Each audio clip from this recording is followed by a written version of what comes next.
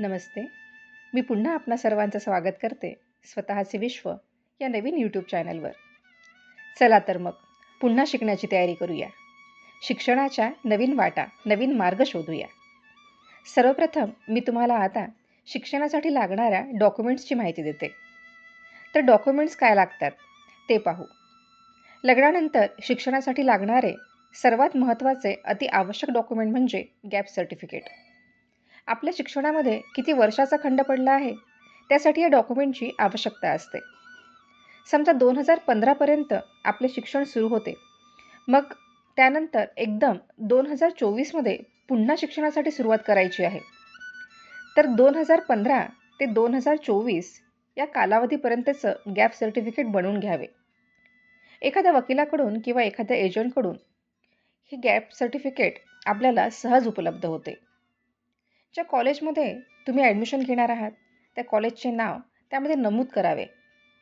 आता इतर डॉक्युमेंट्स कुठले, तर caste certificate, caste validity, domicile certificate, birth certificate, शाळा सोडल्याचे किंवा कॉलेज सोडल्याचा दाखला, आपल्या शिक्षण इयत्तेच्या सर्व मार्कशीट्स, महाविद्यालय बदललेले असेल तर मायग्रेशन सर्टिफिकेट, युनिव्हर्सिटीचे इलिजिबल सर्टिफिकेट, या सर्व कागदपत्रांची आवश्यकता आपल्याला भासते.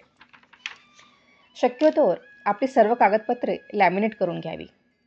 आपल्या कागदपत्रांसाठी एक व्यवस्थित फोल्डर करून घ्यावे.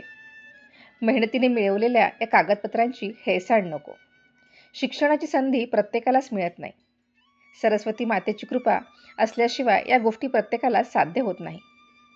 कुठली कागदपत्रे आपल्याकडे नसतील तर आधी ही कागदपत्रे जमविण्यास सुरुवात करा. शक्यतोवर एका एजंट थ्रू ही कागदपत्रे बनवण्याचा प्रयत्न करा किंवा तुमच्या जवळपास असलेल्या नेट कॅफेमध्ये सुद्धा तुम्हाला ही कागदपत्रे बनविण्याचे ऑनलाईन ॲप्लिकेशन करून मिळतात. त्यांच्याकडून तुम्हाला मार्गदर्शनही केले जाते.